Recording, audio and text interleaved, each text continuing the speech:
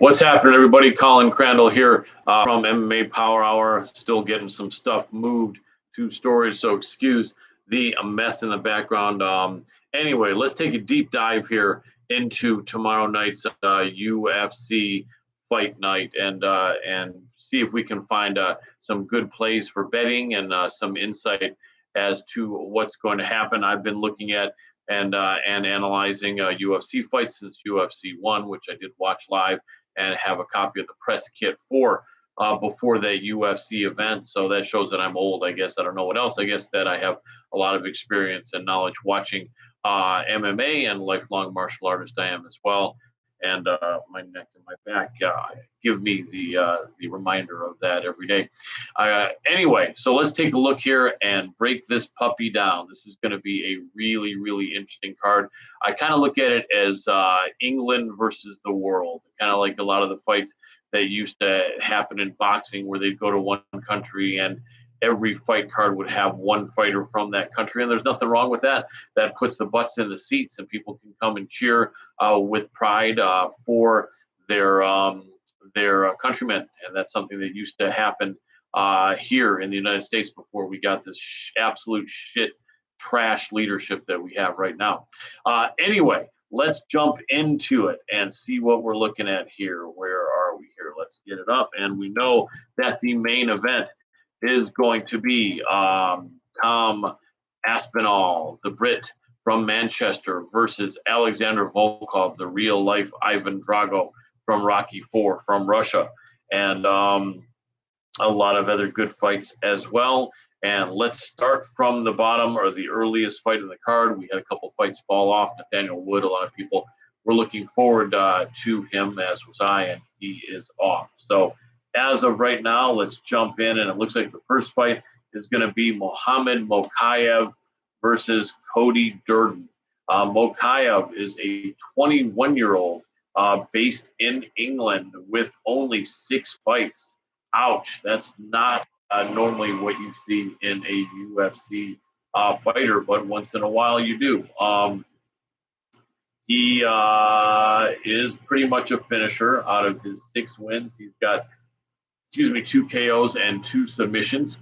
And he is making his UFC debut. And as a reward for him having not proven anything in the UFC and being 21 years old, the odds makers have gone ahead and made him the favorite by a huge margin of about 5-1.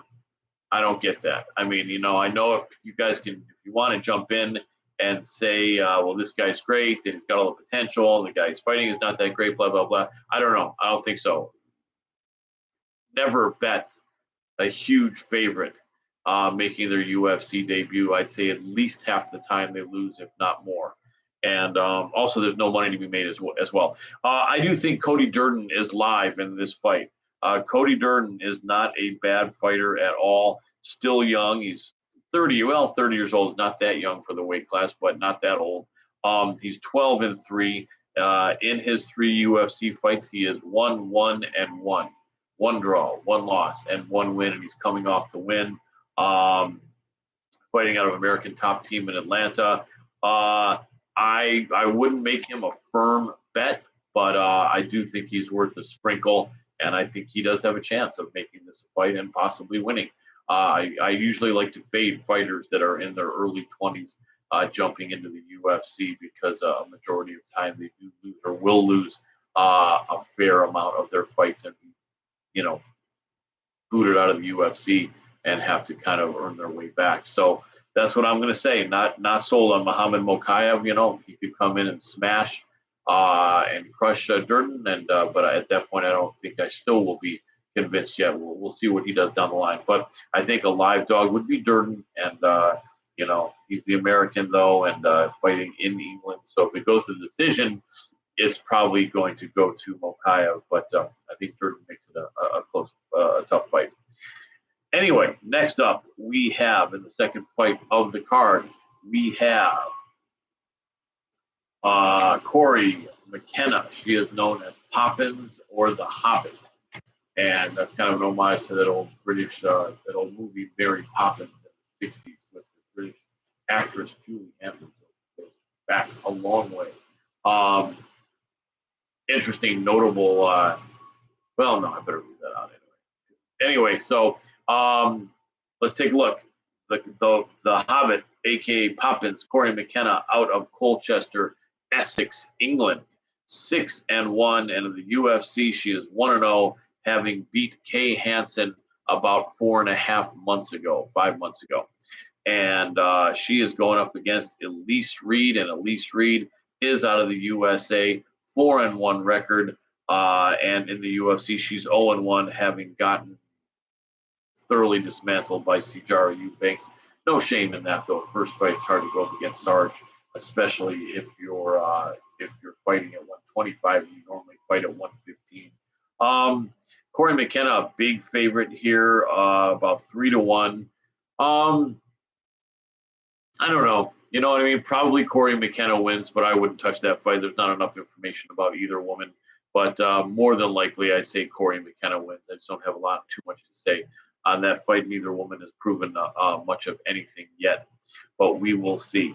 Then the next fight is a very interesting one, and we have Jack Shore against Timur Valiev. It's interesting that that's the third fight of the night. This fight could turn out to be the fight of the night. These guys are absolute killers. Very, very tough young guys. Jack Shore, 27 years old, 5'9", 135, tall for a bantamweight, 15-0 out of Albertillery, Wales. The Welshman is now 4-0 in the UFC with 2 submissions and 2 decisions. His first fight, he beat Noellen Hernandez and Aaron Phillips. I'm not familiar with either of them. And then he did beat Hunter Azure by a split decision, and then beat Ludovic Cholinian. Not that familiar with him either, but they're good wins, and he is a finisher as well, and also had a long amateur career as well. So this guy looks like he's like about 30-0 right now if you count his amateur career. And his opponent, Timur Valiev, very, very tough, out of Dagestan, Russia. That's kind of speaks for itself. Dagestanis, these guys are killers. No, they're not all as good as Habib or Islam or Ankalaev or Magomed Sharapov for those guys, but they're usually pretty darn tough. And the man they called Lucky, Timur Valiev, is 18-2. His last loss was 6 years ago by split decision to Chris Gutierrez, and then he lost his first fight. So he's just been on a killing streak. Very, very tough guy in the UFC. He is 2 wins and 1 no contest, a no contest against Trevor Jones, and that's a fight I believe he won. And then Martin Day, and a big important win by majority decision against Jaime Barcelos, who is very, very good. The odds makers, let's see what the odds makers are saying here. And it looks like they're feeling that this is almost a pick-em. So many nearly pick-em fights tonight. You got a lot of big favorite fights, and you got a lot of pick-em fights. Slight favorite, though, is to Valiev, the Dagestani. This is such a hard fight, man. There's no way to know what happens here. Let me take a look here. So Valiev is 5'6", so the height advantage definitely goes to Shore. Valiev is 32, and at 135 pounds, that's not young. So more pressure is on him to win than on Tank. But then again, Tank is virtually in his home country, with Wales being right there next to England. I'm leaning Jack Shore, but I probably wouldn't wager on it because there's no way to find an advantage. Both these guys are really, really good. If anything, I would say the more proven commodity is Valiev. But then again, home field advantage is to the Welshman, Jack Shore. But that's going to be a hell of a fight, really interesting. That's for sure.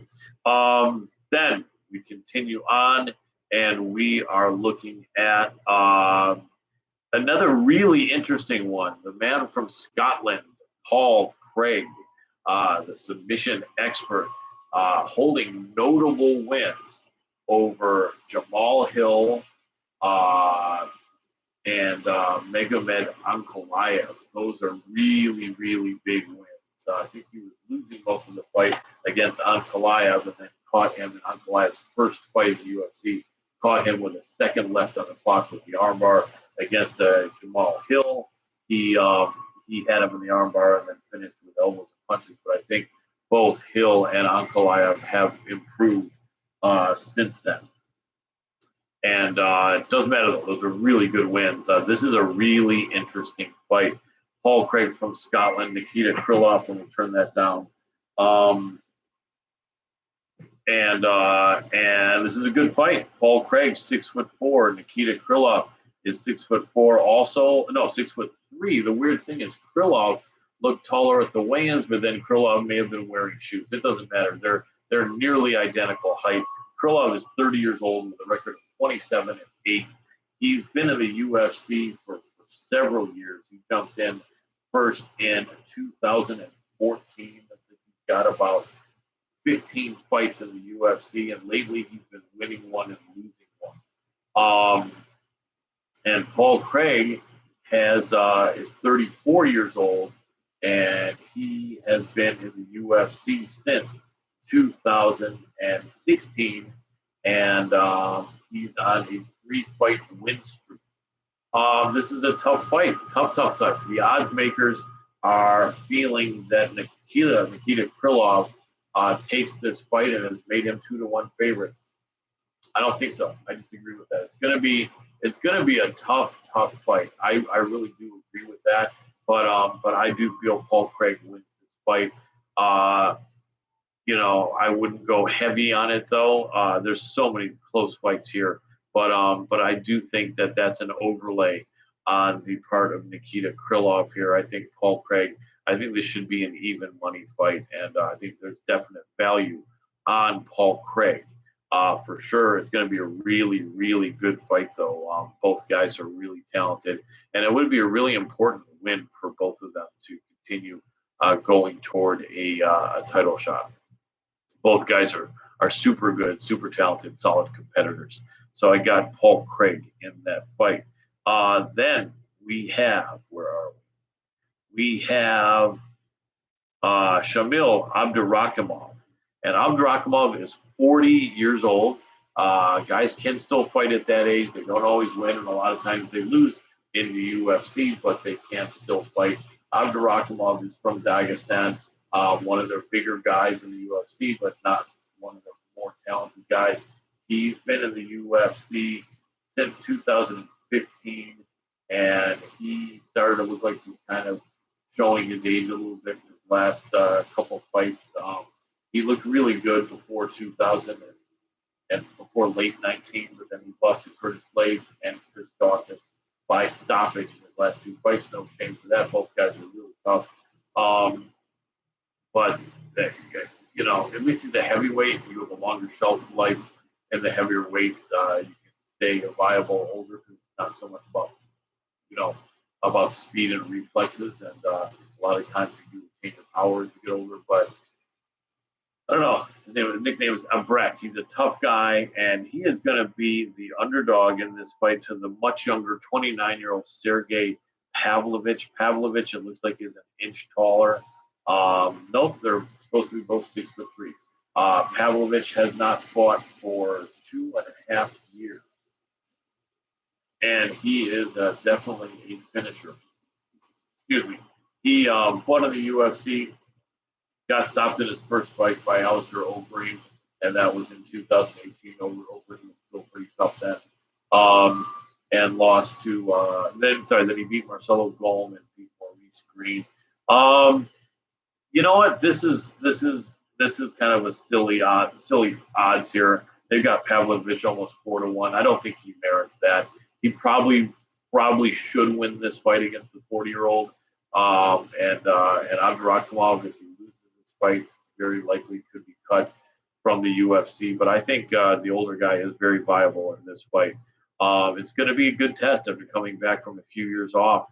But Abdurakhimov absolutely having fought the tougher competition than the younger Sergey Pavlovich. So I think Abdurakhimov is live here, but would not. I don't think I'd bet any money on. Maybe a small sprinkle since the odds are so good. But yeah, that should be closer. It's an overlay, in my opinion, on Pavlovich. Probably because Abdurakhimov is coming off of 2 losses and is 40 years old. But sometimes the odds makers don't understand that 40 is not always the end of someone's career. And a lot of players in the UFC have proven that. And also, you lose to 2 very, very, very, very high-level guys doesn't mean you lose to a mid-level guy. Anyway, we do then next have Mike Grundy versus Makwan Amirkhani. And Mike Grundy is the Brit. I think he's from Manchester, England. 12-3, 35 years old, 5'8", 145. He's a little bit old for the division. He's had 15 fights. He didn't get to the UFC until just 3 years ago. He was 32, late start, and he's gone 1-2, beat Nad Narimani and lost to Movsar Evloev and barely lost to Ruby Lando Fanata. Really close split decision. He's in his hometown, his home country here in England, and he is going up against Makwan Amirkhani, the man they call Mr. Finland from Turku, Finland. He is 33 years old, so no huge age advantage here, and he's coming off of 3 losses in the UFC. He has he's been around for a while. Amirkhani's been in the UFC since for 7 years, although he hasn't really made a lot of noise. All respect to him. He started out winning his fights. He barely lost to Arnold Allen in 2017, but I don't think Arnold Allen is as good as he is now then. He came back and beat Jason Knight. Chris Fishgold got stopped by Shane Burgos, beat Danny Henry, and then lost consecutively in his last 3 fights to Edson Barbosa, Kamuela Kirk, and Lerone Murphy. No shame in that. Murphy is a beast.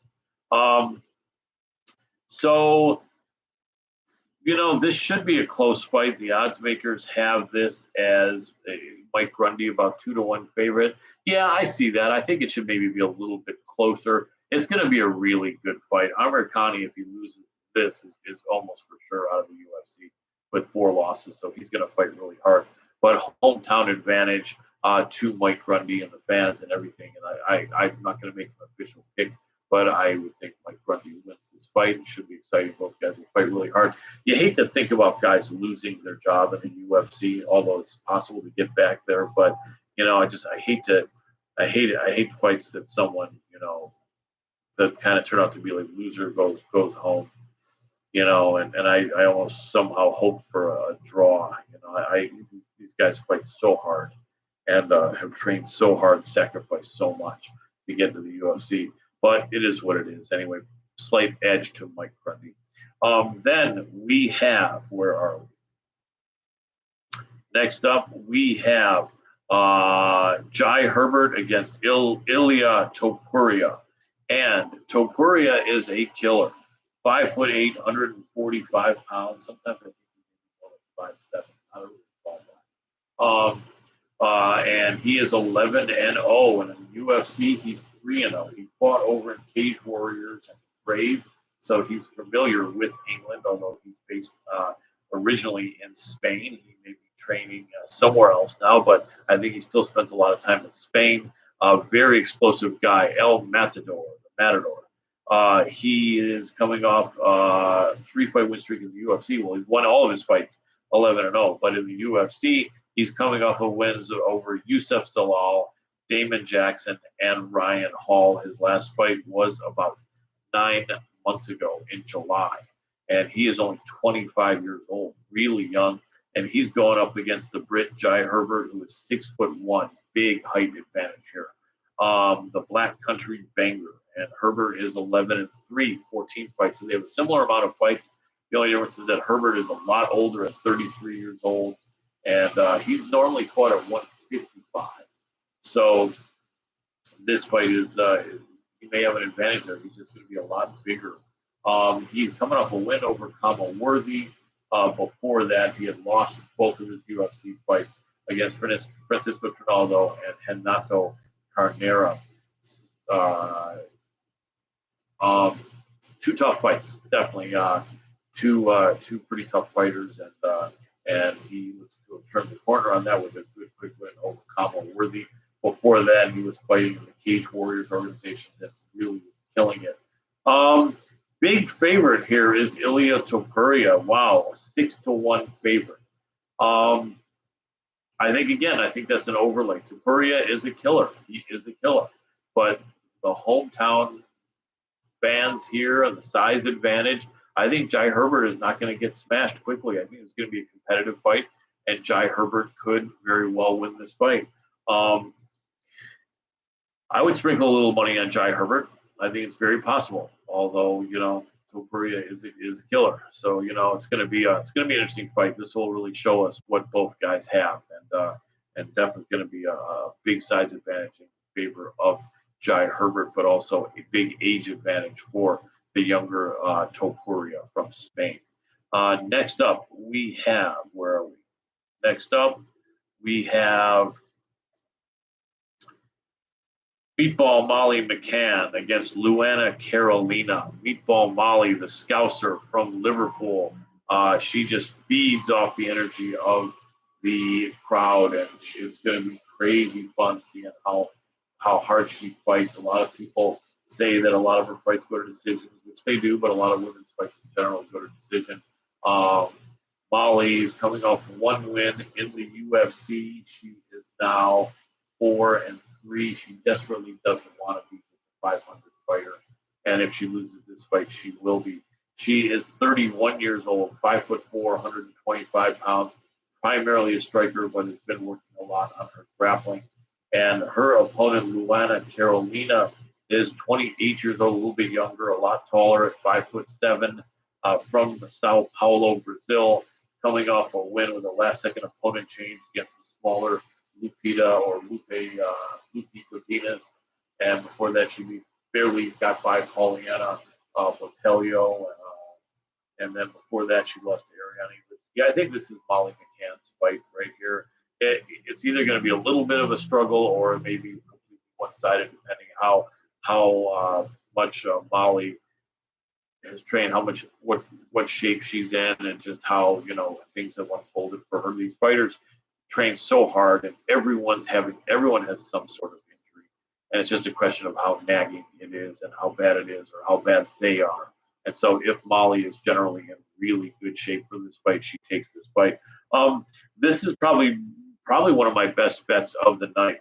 She's only a 1.5-1 favorite, and I don't know. To me, odds makers are pouring on the favoritism for certain fighters that I think don't merit it, and then they're giving really big openings like this one here. Molly McCann in England, I think she should be minus 300 in this fight. And right now she's only minus 130 to 150, depending on which book you look at. So absolutely, probably one of, if not the best bets of the night, Meatball Molly McCann in this position here for the win over Luana Carolina. All right, next up we have, only a few left here. Next up we have Gunnar Nelson. Gunny is his nickname, real good guy. Came up training with Conor McGregor back in those days when Conor was a stone cold killer. The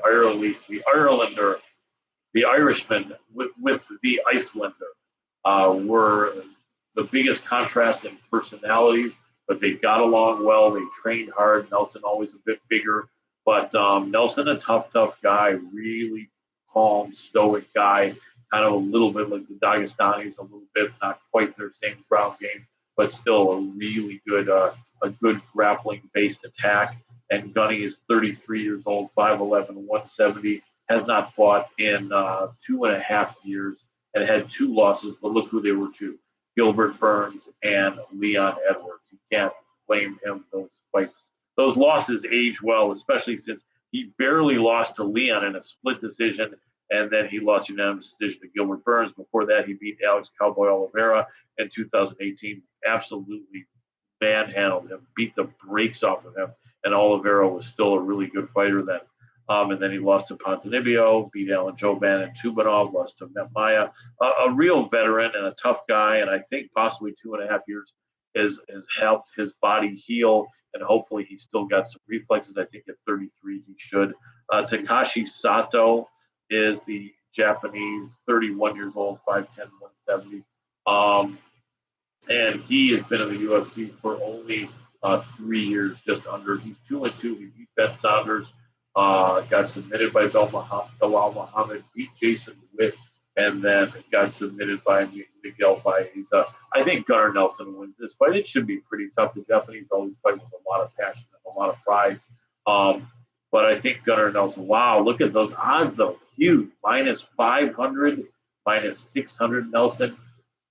I mean, I do think Gunnar Nelson wins. There's no money really to be made, but tough to bet on someone with 2.5 years off. But I do think Gunnar Nelson wins this fight. Perhaps you can put it in a parlay or whatever, but Nelson, I think, is the better fighter here. Way more experience, too. All right, then we have actually way more experience at a higher level. I meant in fights, he's only got a few more fights than Sato, but against the better guys, far more. All right, and then we have Paddy Pimblett. That's Paddy the Baddy versus Rodrigo Vargas. Pimblett is the Scouser from Liverpool, and he is tough, making his UFC debut against Luigi Vendramini, stopping him in the first round after absorbing a bunch of punishment. Then turning it around and hopes to shake it off. And definitely good-looking fighter, good skill, 27 years old, 5'10", 155. They're going to be going crazy for Pimblett, and hopefully he's trained and doesn't let the spotlight here get to his head. But I think he is going to come in there absolutely ready in his second UFC fight. 36 years old, Kazula Vargas is definitely past his prime in the lightweight division, 5'7", so he's giving away 4 inches of height, or is it 3 inches of height, and a lot older, 12-4. As far as UFC experience, not that much more. 3 UFC fights, and he's 1-2. Lost to Alexander da Silva Coelho by decision, got disqualified for an illegal knee against Brock Weaver, and then did beat Ju Long. So technically, you could call that one. Well, it is a loss on his record, but I think he was probably winning that fight. And but it is what it is. Tough to know. I mean, I would lean definitely toward the Brit in England. The odds makers are again huge odds. I just don't, I think Vargas is kind of dangerous here. I think Pimblett wins it, but I don't think he's going to wipe him up. Just completely wipe him out immediately. And the odds of being 5.5, 6 to 1. I don't know. It's just kind of weird how the odds makers have these overlays in these fights and underlays in a couple of them. But probably I would say Paddy Pimblett wins this fight. There's no money to be made though on those odds, but I do think he should win. Then we have a really interesting matchup between Dan Hooker and Arnold Allen. So Dan Hooker, we know, has fought everyone and has beaten a couple of them, but doesn't usually beat a lot of them. He's fought last second. He's a double tough Australian, 32 years old, 6 feet tall, and actually 145 pounds. He's coming down here. 245, and that is interesting. A lot of times it does not work out though, and he's going up against a 28-year-old Brit. He's definitely going to be the bigger guy. 21-11. He's got 32 fights. Allen only has 18 fights, so almost double the fights. He's 32 years old. He's past his prime by a bit, but not too much, against a 28-year-old right in his prime. Arnold Allen has beaten Sadiq Youssef, Nick Lentz, and then Gilbert Melendez, Jordan Rinaldi, Maz Burnell, Makwan Americani, Yatsin Meza, Alan Omer, undefeated in his UFC run, and it's a very, very tough guy. This is going to be a really hard fight. This is going to be a really tough fight. Slight favorite is Arnold Allen.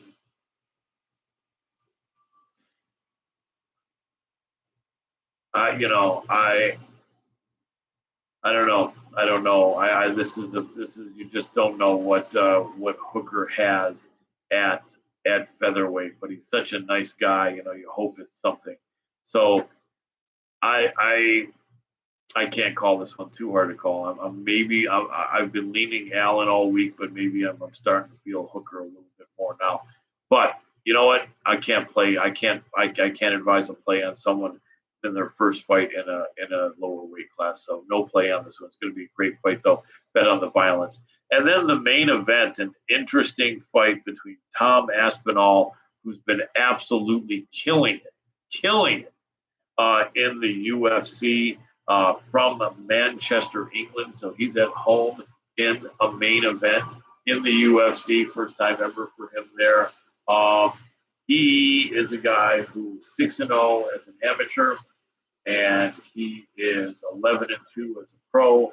And one of them was a disqualification in a fight that I heard he was winning.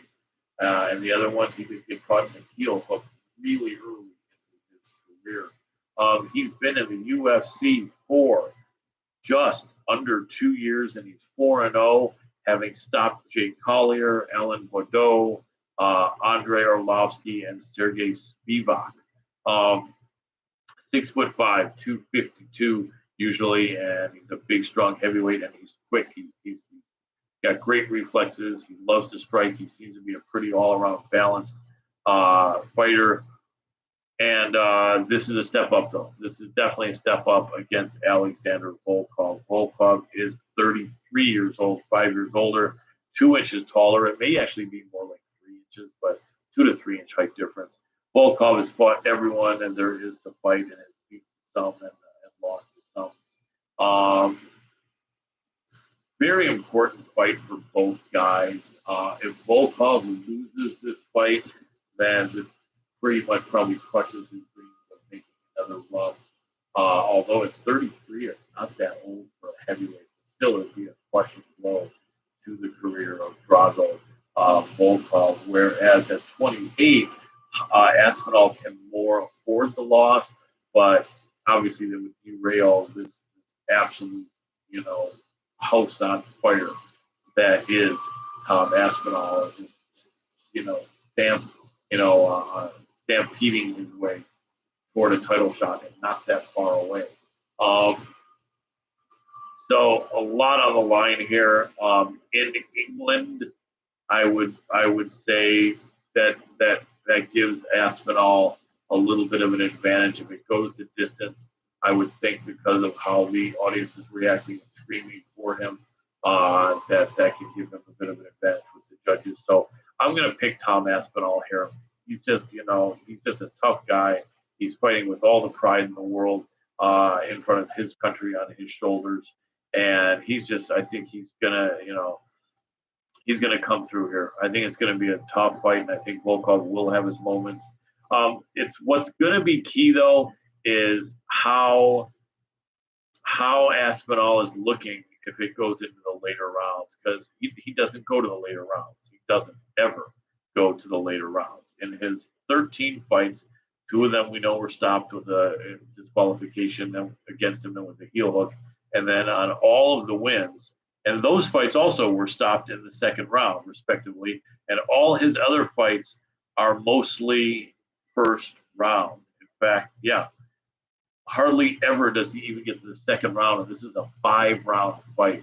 So I know a lot of people are talking about betting if it gets into the third round, and you can get some good odds on Volkov, who's maybe losing. Maybe put a good bet on him because his gas tank is proven for the distance, and there isn't any proof in the gas tank of Tom Aspinall, the Manchi from Manchester. I think Manchi is that what it is there. The man from Manchester. So it's going to be interesting, but I think Aspinall would like to take him out in the first or the second. Although I think that's going to be tough. You don't normally catch Alexander Volkov and just wipe him out early. when he got stopped. Last time he got stopped was 3.5 years ago. Derek Lewis caught him near the end of their 3-round fight, and the last time he got stopped before that was he did get stopped late in the first 8.5 years ago by Vitaly Minnikov, who was a much better wrestler than him, and who was taking him down and pounding the shit out of him. Yeah, hard to just go in there and wipe out Volkov. It's going to be interesting to see what their strategy is. But I think Aspinall wins. It's going to be an exciting fight card. And MMA Power Hour, my team, is going to be there representing us in the press section, cage side, and in the press room, and everywhere. Look for our man Chris Allen shouting out MMA Power Hour. And then asking some of the very best questions that there will be asked at this event tomorrow in England. Can't wait to see the great coverage he provides. He's a great journalist, and we're happy to give him a chance here to represent us as he lives there in England and has a lot of experience at Bellator, and we're providing the shot and opportunity for him to have the first experience at the UFC. So that's about it. I'm going to get some of this stuff moved out and see if it's going to look nice and neat the next time you guys see me, or I'll have a green screen, a virtual something if it isn't. Anyway, that's about it. I'm going to go get a stretch out or get a massage or something. My body's hurt. Got to get back in shape here for summertime coming up. That's about it, though. Appreciate all you guys. And if you like the video, let me know. Please subscribe. And we'll be getting out a lot more content over the next several years. Our show's been going for 5 years, and we definitely know MMA. Appreciate you guys a lot. Big love and respect to you all. Peace.